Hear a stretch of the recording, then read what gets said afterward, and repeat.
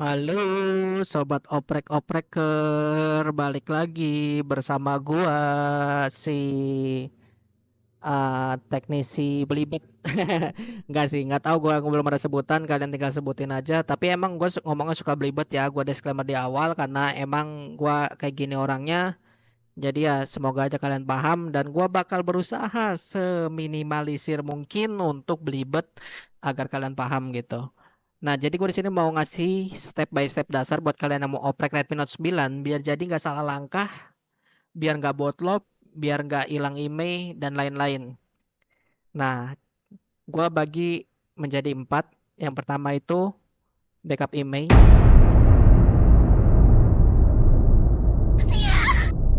Kenapa backup email ini penting? Ya ini penting menurut gue, ini wajib sebelum kalian oprek-oprek Redmi Note 9. Karena gue udah ngalamin berapa kali aja di Redmi Note 9 punya gue ini hilang email, nggak bisa masuk Facebook dan recovery, ujung-ujungnya di flash, habis di flash emailnya hilang. Jadi itu ribet banget karena harus install ROM engineering kayak video gua kemarin kan stepnya lumayan panjang tuh. Nah ini ada cara yang simple, backup emailnya lewat TWRP atau recovery. Caranya gimana? Ini gua kasih filenya email backup. Nah, jadi kalian flash itu dulu. Ketika kalian udah nge-flash, nanti bakal muncul hasil backupannya. Bakal muncul folder namanya email backup berserta isi filenya di dalamnya. Di dalamnya itu ada file flash zip-nya untuk kalian mau apa namanya mau nulis ulang email kalian, sama ada beberapa file partisi dan lain-lain di situ. Nah, itu kalian amanin dulu kalau misalnya kalian sudah flash, udah backup emailnya kalian amanin, kalian simpan di memory card di HP lain atau di Google Drive agar ketika nanti email kalian hilang hilang, kalian tinggal lakuin flash itu aja, dijamin email kalian bakal balik lagi. Itu yang pertama, itu wajib, itu penting menurut gua. Terus yang kedua, recovery.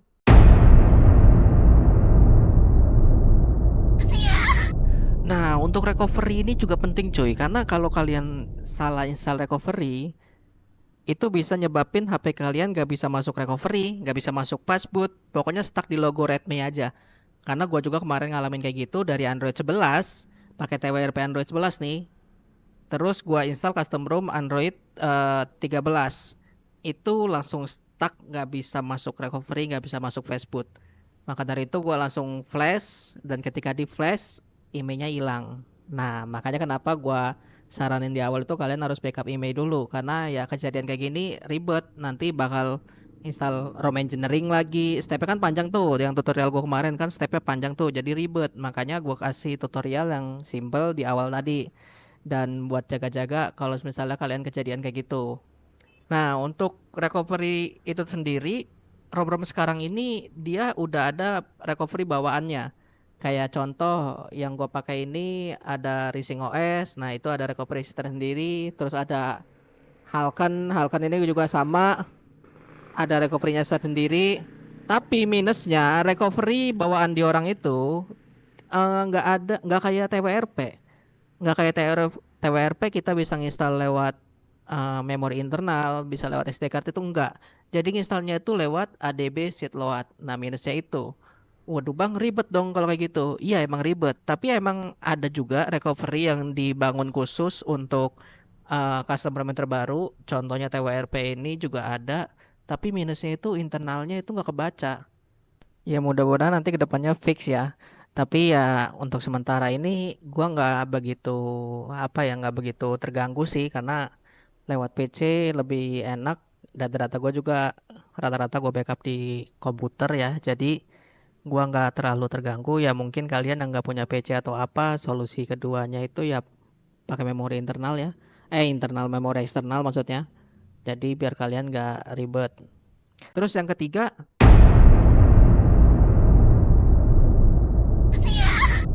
nah, untuk yang ketiga ini nggak kalah penting juga, kalian harus tahu firmware apa yang dipakai untuk custom ROM yang mau kalian pasang. Dan kalian juga harus tahu firmware apa yang sekalian kalian pasang. Dan kalian juga harus tahu file mana yang harus diinstal ketika kalian mau install custom ROM gitu. Jadi Gimana Bang tipsnya Bang? Jadi sebelum kalian install custom ROM, kalian tuh harus tahu juga eh, dasar dari firmware itu. Semisal nih ya, gua agak belibet nih, sorry. Semisal Android 15 kayak yang gua pakai sekarang Halcon itu pakai rekomendasinya itu di firmware 12.5.4. Loh Bang, kalau misalnya gua pakai MIUI 13 bukannya lebih terbaru ya Bang? Iya emang logikanya kita di situ terbaru ya, tapi ternyata itu enggak coy, itu malah salah. Yang ada malah ROM kalian nggak berjalan. Gue juga udah ngalamin kemarin nggak berjalan dan stuck di logo Redmi aja, nggak bisa masuk recovery, nggak bisa masuk apa namanya pas boot.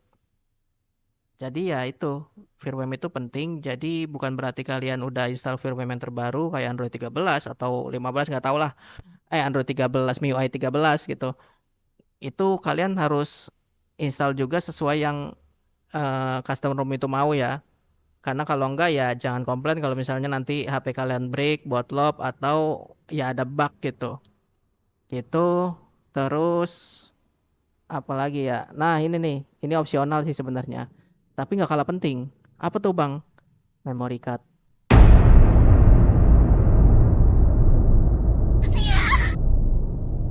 Nah, memory card ini gua masukin kategori opsional ya. Tapi menurut gua wajib sih. Karena apa? Karena itu tadi untuk recovery yang terbaru sekarang itu kita nggak bisa pakai memori internal ya untuk ngeflashnya. Jadi untuk recovery yang terbaru ini kayak misalnya TWRP nih, TWRP yang versi terbaru yang disesuaikan untuk Android terbaru itu dia internalnya nggak kebaca internal storage-nya. Jadi solusinya ya harus pakai memori eksternal. Memori eksternal itu memori memori card ya, biar bisa nginstal apa kayak Magis atau Twig atau apapun itulah lewat memori eksternal. Lebih enak juga sih karena ya data internal kalian tuh pasti bakal kehapus. Karena kalau misalnya kita pindah ROM itu biasanya harus hapus memori internal ya. Apalagi kalau semisalnya kalian pindah ROM-nya itu beda versi. Beda versi itu kayak misalnya dari Android 11 ke Android 13. Nah itu positif pasti yang memori internal kalian dihapus. Kalau nggak kehapus itu biasanya Android yang sejenis ya. Jadi kayak misalnya Android 13 lo pindah ke Android 13 lagi dengan ROM yang berbeda. Nah itu biasanya nggak kehapus memori internalnya gitu. Makanya itu gua saranin kalian punya memory card untuk yaitu jaga-jaga buat eh, data kalian. Ya gitu aja ini. Habis ini gue mau ngasih apa namanya tips buat bukan tips ya, mau nge-share room yang menurut gue stabil dan kedepannya gue bakal terus share custom room sih. Ya nanti kalian tinggal request aja mau custom room apa yang gue pasang atau ya pokoknya tumbalin gue aja lah kalau kalian ada bingung gitu. Ya udah gitu aja dari gua, ya kalian ingat-ingat aja nih 4 tips dari gua walaupun ya ya kayak gini lah gua lah ya, tapi di deskripsi nanti gua cantumin lah biar kalian paham apa yang gua maksud kalau misalnya kalian kurang maksud dengan bahasa gua ini ya. Sorry sorry. Ya udah, thank you, jangan lupa like comment subscribe, bye bye.